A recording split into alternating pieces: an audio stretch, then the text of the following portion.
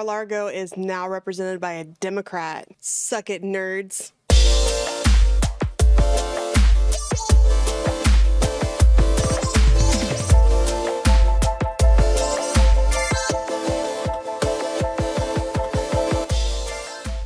Welcome to OKSAF Does Whatever She Wants. I'm OKSAF and I'm going to do whatever I want. And today we're going to talk about the history of St. Patrick's Day because I'm a history nerd and I love that shit. And I know I'm a week late, but we're still going to learn about it.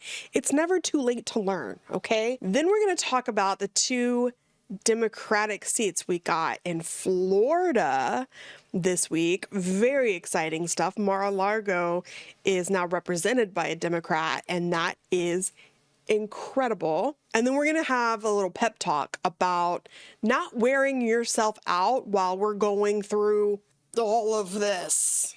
Okay? So just get a snack, go get a drink. If you're driving, keep your eyes on the road. Let's get this done. All right, so we're going to start off strong with St. Patrick's Day. Now listen. I know that a lot of the Americans who are watching and or listening to this are like, oh yeah, it's that beer holiday. Well, like, we turn everything into drinking games in the United States. It's just how we are. Everything is an excuse to go drinking. We took what the British were doing with the excuses to drink and we just applied it to every holiday that's not even really ours, but we do it anyway. And I think most people know that St. Patrick's Day is a religious holiday honoring St. Patrick, but they don't know much other than that. I think most Americans or most people who have not taken a deep dive into the lore of St. Patrick's Day or who aren't Irish don't know anything beyond that. So guess what? We're going to give you some trivia. You're welcome. So the celebration of St. Patrick goes back well over 1,000 years. It's traditionally celebrated on March 17th. That is when St. Patrick died. R.I.P. St. Patrick. But who the fuck was he? Who do you know? I'm going to tell you. Don't worry about it. St. Patrick was a man, just a man, born to a sort of wealthy family in what's like modern day Wales, known as like Roman British, in like the 4th or 5th century is what historians believe. At 16, he was kidnapped by Irish mean dudes and taken to Ireland. It's not funny. I don't know why I'm laughing. Taken to Ireland and was enslaved there.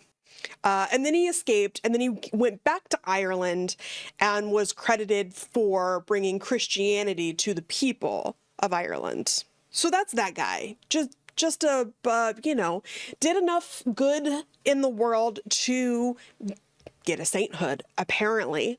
He's our main character. He's the main guy. He's the reason we have all of this. Okay? But did you know that the first parade wasn't even in Ireland? It was in America. According to history.com, since around the 9th or 10th century, people in Ireland have been observing Roman Catholic feast honoring St. Patrick on March 17th. The first St. Patrick's Day parade took place not in Ireland, but in North America. Records show that a St. Patrick's Day parade was held on March 17th, 1601, in the Spanish colony of St. Augustine, Florida. The parade and a St. Patrick's Day celebration a year earlier were organized by the Spanish colony's Irish vicar, Ricardo Artur. It was more of a solemn day in Ireland. It was never like a big flashy celebration. It was a day of remembrance, sort of like our Memorial Day, but for one dude instead of a whole bunch of dudes, or So then fast forward to the 1700s, before the Declaration of Independence was even signed and like existed. Irish immigrants who were homesick, like they wanted to show their support for all of the people back home that were fighting being under British rule, they took to the streets on the Remembrance Day of St. Patrick, wearing green as a sign of nationalist pride for their country. Now, I was like, when I was reading these articles, they're like, oh, they couldn't wear green in Ireland. I was like, well, why the fuck? Why? Why was that? Well, it was because green was seen as a symbol of rebellion against the British. So there's a long history of, most people I think know this, of Britain just taking over everything and stealing everything because they could. Like, it'll never cease to amaze me how like a tiny little island could do so much, could take over so much. I digress. Anyway, Irish people were wearing green as a sign of nationalistic pride. They really wanted to send a message that Ireland deserves to be independent from the colonies of Britain. Now, there was a rebellion in the 1700s that happened, and it failed. And then in 1801, Ireland became part of Britain, and that sucked. So then after the potato famine happened in the 1840s, most of the immigrants that came over from Ireland were Catholic rather than Protestant. And in that time period, Irish Catholics were seen as other than. They weren't white. They weren't the American standard of white. And they were portrayed in newspapers not very favorably, actually pretty fucked up. They were not seen as human, and I can't imagine how awful that must have felt for them. And then they realized that because of the amount of immigrants that were coming to America from Ireland, they have strength in numbers, and they started to organize. So they created what's called the Green Machine, and the St. Patrick's Day parades became a showing of strength for Irish Americans, and it became that group became a swing vote. So if politicians wanted to win, they had to win over the Irish. St. Patrick's Day in Ireland did not look anything like what St. Patrick's Day looks like in America. So it wasn't up until the 1960s that pubs were allowed to be open on St. Patrick's Day in Ireland. And in fact, they only started wearing green for St. Patrick's Day and holding parades in order to increase tourism in the country. It was seen as a spiritual occasion and a day of feasting and remembrance, and Americans saw an opportunity for a party, and that's what we did. We turned it into one. And so now we have rivers dyed green, and we have green everything in every store that you go into, and shamrocks and leprechauns and all kinds of shit everywhere. And that's what St. Patrick's Day is here. But the roots of it are actually really religious in nature. But, you know, why not take a religious holiday and turn it into a drinking game? Let's talk about Emily Gregory. Let's fucking go, Florida. When we show up to vote, progressive Democrats win. When we show up to vote, Republicans don't win. When we show up to vote, Republicans lose. And that's what we have to do. I've started reframing my sentiments around voting, and I'm not voting for the Democrat, because let me just be real honest. I am super left of most Democrats, right? But I also think that the pigeonholing or like the placements of all these different leftist whatevers is weird and childish. And I'm going to insert a video from Amanda's Mild Takes on that right here. I get comments like this all the time. People on the left call me a centrist shill. People on the right call me a communist. What are your politics? Are you an institutionalist who believes in elections, or are you a leftist who just wants revolution? If you are anywhere on the spectrum to the left of the center, these political sorting hats are childish. The truth is, liberals need leftists, and leftists need liberals. They always have. Every progressive movement in American history has required both. So this constant fighting, it's not ever going to go away, and it's also not worth engaging in. Carrie Chapman Catt was a suffragist leader who fought for women's right to vote by going state by state, trying to get that law passed state by state, and then by going and doing direct congressional lobbying. She was an institutionalist, somebody who would be called a Democratic shill these days. Alice Paul was a more militant suffragist. She got arrested for her Silent Sentinel movement, which was picketing outside of the White House. She got force-fed and beaten in prison. She helped shift public perception of the suffragist movement. She helped change the minds of the people in power whose minds needed to be changed. Samuel Gompers was the founder of the American Federation of Labor. He had unions to work with businesses. He got appointed to positions in the Wilson administration. He did not get along with the more militant workers' union, like Bill Haywood, who helped found the International Workers of the World, the IWW. IWW's goal was to completely get rid of business and capitalism entirely. They were willing to organize laborers that most Americans would not even speak to. Immigrants, people of color. Their militancy made the AFL's demands look reasonable. His position in the establishment helped get some IWW people out of jail when they were arrested. One of the more famous examples, the Southern Christian Leadership Conference on Martin Luther King Jr. They were actually to the left of the NAACP, focused on nonviolent resistance in the civil rights movement, helped mentor the Student Nonviolent Coordinating Committee, SNCC. That organization eventually became tired of the rhetoric around nonviolence and became tired of dealing with all the white people that were in the SCLC. Leadership spun off and eventually became the roots of the Black Panthers. Work was absolutely necessary in mutual aid and maintaining the health of their communities. Of course, he helped get laws passed. The Mattachine Society was a secret society of gay men, former communists actually, who established themselves as a gay rights activist group in the 50s. They worked for a lot of institutional change, not exclusively, but they did have relationships with police and mayors. When the Stonewall riots broke out, this is what they asked for: please be quiet. Activists who did not like that broke away and became the Gay Liberation Front. Both the approaches of drawing the public's attention to a problem and working with the establishment to pass laws that protect people's civil rights were necessary. I don't think we need to spend a whole bunch of time talking over each other. The thing I ask of leftists is that you vote. Otherwise, carry on with your bad selves, as long as you're actually doing something other than yelling at me on the internet. Realize that you're probably not going to take over the entirety of the Democratic Party. Understand that electoral politics is not everything. We need each other, especially now. And I think that she really pointed out some really interesting things. Like we need each other, right? The more centrist, not exactly centrist, but everyone that's left of center, right? The more centrist left-leaning folks, the ones who are going to the No Kings protests and the ones that are doing the nonviolent protests, and those we need those folks to show up in numbers on a Saturday and get people excited that there is something happening, to keep hope up, to keep hope alive.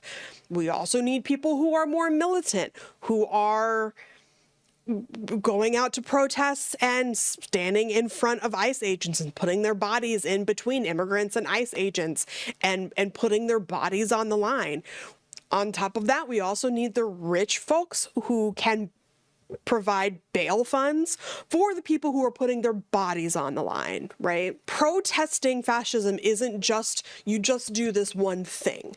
We need all of it. And to chastise people for not doing what you're doing is weird. It's weird. There are people who are late to the party. There are people who have not been showing up and have decided to show up now. If you have something negative to say about it, shut the fuck up. It's not helpful. It's not helpful. Say you're late, but we're glad you're here. What are your plans to help us do X, Y, and Z? What are you capable of? What are your physical capabilities? What are your emotional capabilities? What are your financial capabilities? What can you do? And when do you plan on doing those things? And how can I help you achieve that? That's the way we get through this, is by helping each other. All the arguments are fucking weird and childish, and I hate them. We need each other. We all have a role to play. We just have to figure out what our role is and do that. And part of that is we all have to show up to vote the Republicans out. So instead of voting for the Democrats, I'm voting against the Republicans. Is that good enough? No, it's not. There's not a lot of Democrats who are progressive enough for me. And also, I want the Republicans out of office because I know they're worse. They are worse. And where we are now is we have to vote the Republicans out in order to do anything good. So my goal is to help people change their mindset from voting for a Democrat is just going to get us more of the same thing to voting out the Republicans will allow us to do something, then go backwards or go further to the right, further into fascism. It's not everything. It's not where you stop. It's not enough. It's the bare minimum of what you can do is voting the Republicans out. Okay? That being said, Florida Democrat flips a seat in special election in district that includes Trump's Mar-a-Lago. Suck it, nerds. Let's go, Emily Gregory. I'm really excited for the people of Mar-a-Lago. This was a special election, one that Ron DeSantis, our evil, horrible, tiny little governor, pushed back in hopes that people wouldn't show up. People would forget there was a special election and people wouldn't show up for it. Little does he know that when we get organized and we show up in Florida, Republicans lose. This district, Trump won in the last election by 11%. 11%. And Emily Gregory walked up in there and won. And I'm so excited for that district. The man who held this seat before was Mike Caruso. He resigned to become Palm Beach County clerk, I believe, and he won this district by 19 percentage points in 2024. A Republican won in 2024 by 19 percentage points, and now a Democrat holds that seat. The tides are shifting, and it's amazing to watch. Now, Gregory only won by 797 votes. And this is what we mean when we say your vote matters. Your vote matters. And a special election, even in the tiny local special elections, your vote matters. And you have to show up. You have to show up. It's not just about you, it's about your neighbors and your friends and your family. Like we've got to show up for each other, and this is the easiest way you can do that. Similarly, in Hillsborough County, which is closer to where I live in Pinellas County, Florida, Brian Nathan won against a Republican in a special election vote by 400 votes. Tampa. For those of you who don't know about like Tampa and St. Pete, Clearwater area, we largely call it the Tampa Bay area, but we're very different cities, right? Clearwater is just Scientology. It's and beaches. It's up there. Clearwater is like the cousin that we don't really think about until we have to go there. They're just there, you know. We don't even think about them. St. Pete is the older brother, older sister, older non-binary that you don't know what the fuck is going on with them, but they exist in some realm of fluidity, and we're just high and doing what's the best thing for our community at any given point, right? Largely. That's not to say that there aren't conservatives in St. Pete before y'all start clickety-clacking. There are. Right? But compared to Tampa, we're like the chill, high, reggae listening to spiritual, weirdo, older sibling that you don't know what's going on with them. You don't know what they do, but they just like are there, just helping out everybody, wanting to be better for the community and showing up in that way. Tampa... I saw a TikTok where someone's like, what's the beef between Tampa and St. Pete? And it feels really one-sided. Like St. Pete just really hates Tampa and Tampa doesn't care. And I'm like, well, you're right, but that's rude. Tampa is like the LA of Florida. It's like the Los Angeles of Florida. Appearances are really important in Tampa. Whether it's like your physical appearance, the car you drive, the house you like, the kinds of clothes, like it just feels like it's like you're the younger sibling that has to like be perfect all the time, right? Your life is a mess. You're doing coke in a bathroom on the weekends. Like you can't get it together. You show up late for everything, but you look immaculate. Like your car is like the newest model of whatever the fuck, and you've got the $7,000 Louis Vuitton bag, and you're late to your best friend's sister's baby shower because you were at the spa getting your lips injected, like that kind. And there's nothing wrong with that, but like that's the vibe of Tampa. Do you know what I mean? Everybody's sort of in like a competition to be like the best or hottest or like best looking or whatever the fuck. And in St. Pete, no one really cares. Everyone's just like, oh, hey, you look great. But in Tampa, it's like, oh, you look great. Does that make sense? Anyway, and with that comes like a political leanings, right? Like St. Pete is usually a little bit more left leaning, and Tampa is very right leaning. More conservatives in Tampa than there are in St. Pete.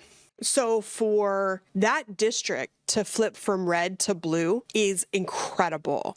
I felt so much joy for the people of Hillsborough County that they get to have this Navy veteran represent them in our state legislature. That's incredible, and I'm very excited for them. And if you don't believe me or you don't want to believe other Democrats, you should believe the Republicans when they tell you that voter turnout is an issue for them. Jay Collins was who lost, and he is quoted as saying, "I think it's a stark reminder, nothing's promised," Collins said. "We may have an almost 1.5 million voter advantage, but that doesn't guarantee anything. Show up to vote the Republicans out." That's the tweet. I'm just kidding. Don't go on Twitter. Twitter's gross. Collins also pointed to low turnout as a factor, calling it under 30% in Hillsborough County, and urged Republicans to stay engaged. "You've got to fight like you're 10 points down every single day. Don't take it for granted. Show up and vote," he said. And I don't know why Republicans don't show up to vote. I mean, this was a special election, so like not a lot. The voter turnout's going to be smaller anyway. But I would wager to guess that a lot of Republicans are so fucking fed up because it's gone beyond them, their like big top issues, right? Abortion rights, immigration. It's gone beyond that, and now they're paying $4 a gallon for gas. Now they can't afford to go on vacation. Now they can barely afford to feed their kids now. Or they can't afford their car payment. Everything is more expensive now. And so I know from having Republican parents that when Republicans don't vote Democrat. They just don't show up to vote. So I am wondering if that's the case. If you're a Republican and you didn't vote in the Hillsborough special election this week, please let me know. I would like to know. Thank you. If you're not registered to vote, why? Tell me why. Tell me why you're not registered to vote. I would like to know. I would like to know what your excuses are, because your community members are counting on you to vote the Republicans out. I'm counting on you. My daughter is counting on you. My trans friends and my immigrant friends were all counting on us to vote the Republicans out so we can start to end this madness. Again, it is not the only thing we should be doing, but it is the bare minimum of what we should be doing for our community. It's the smallest way that we can show up is to look at your local elections, to look at the national elections, see when they're happening, make sure you're registered to vote and show up to vote. Make a plan and show up. What else did I say I was going to talk about?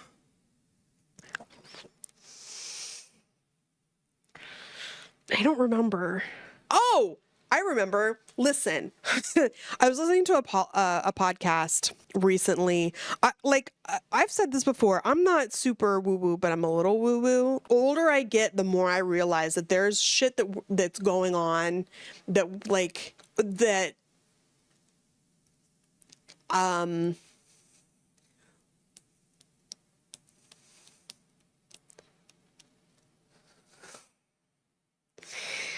how do I say this without sounding insane? There are things that can only be explained by spirituality. It's the only thing that like makes sense, right? And listen, believe what you want to believe. I'm very agnostic. So like, I don't know, but also what the fuck do I know? Like there could be, but what do I, but what if there's not? What if there is? Who knows? I could be very wrong about a lot of things, right?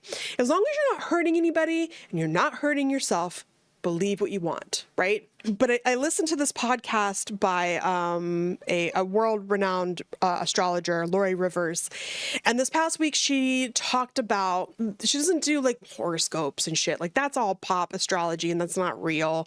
That's fun, but she does talk about practical ways to take care of yourself and your community and show up in action instead of fear in the time that we're in, right? So in this time of systemic change, the biggest thing that we can do is be of service to others. So she talked about this week how you suffering because other people are suffering does not help those people out of suffering. It makes you part of the problem. And I got a text message, voice note. I prefer voice notes. Thank you. I got a voice note from someone close to me recently who is really struggling with like things going on in the world and like not knowing how they can help, and it's really overwhelming. And I feel like that message needs to be radiated to other people as loudly as possible. So I'm going to use my tiny little ass platform to try and send that message to you as well, that cannot be part of the solution if you're suffering with other people.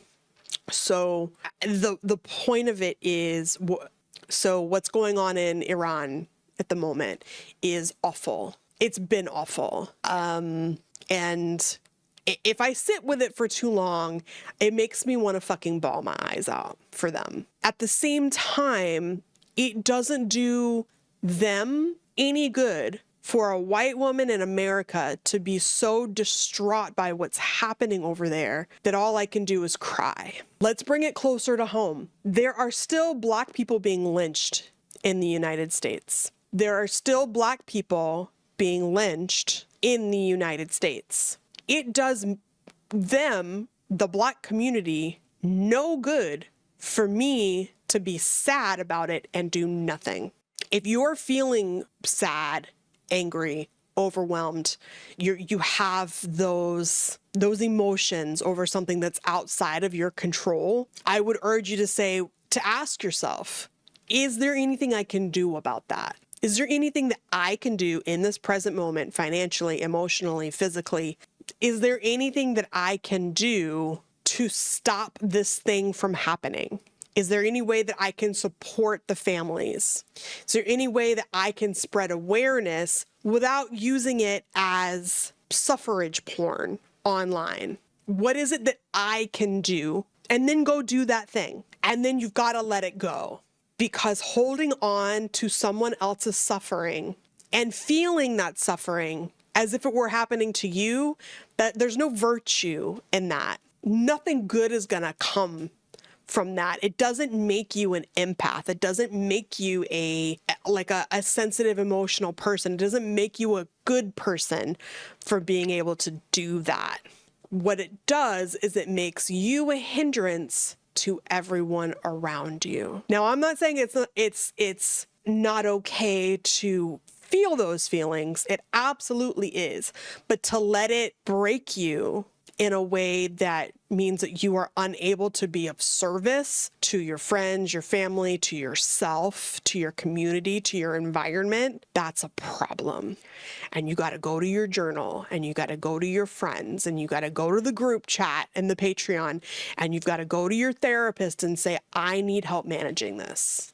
Can you help me through it? Because fascism wins, racism wins, transphobia wins when we are too scared to do something. One of my favorite synthwave artists, Digital Love. Hi, I love you. I hope you're listening. She is incredible. She's a trans woman living in the deep South, and I'll have all of her links for her Patreon and all of her stuff down below. But on one of her songs, the lyrics are, "Don't be scared, be ready." Be ready. And for me, I'm going to be ready, but I'm going to be scared too, because I have anxiety and I'm just going to always be scared. But the sentiment is that you can't just shut down. And if you do shut down, you gotta have your moment, shut down, self-regulate or co-regulate with someone close to you, and then get back up and keep going. Because we cannot let these fuckers win. We cannot. And I had a comment on one of my TikToks recently, and they were like, oh, it's someone from Florida. I've written off the whole country. Like, well, you can comply in advance if you want to, but I'm not doing that. I'm not going to let my community down like that. And they were like, well, what makes you think I'm complying in advance? Because, bro, you literally said you wrote off the whole country. Who do you think lives here? Immigrants live here, Black people live here, Indigenous people live here, trans people live here, gay people live here, children live here, disabled people live here. What do you mean you wrote off the whole country? Hello? It is a childish and weird thing to me. And I hope that we can all rise above it and just fucking show up for each other. All right? I'm going to have some resources down below to check your voter registration, to donate to some mutual aids if you have it, to give. I'm also going to link all the stories and all of the history and everything down below so that you can check my sources and you can read up on St. Patrick and what the homeboy did for the clovers and the snakes and stuff, you know, and all of that. So next time you're drinking a green beer, just remember, like, say a little prayer, do a little Hail Mary, rosary thing, and like just thank an Irish person for like us being able to do this at all, because we wouldn't have this without them. Okay, thank you. Register to vote. Tell your friends to register to vote. Thank you for being here. Join the Patreon. All my socials are linked down below. Thank you for listening to me ramble and rant about things I wanted to say, and I will see you next week. Okay, bye.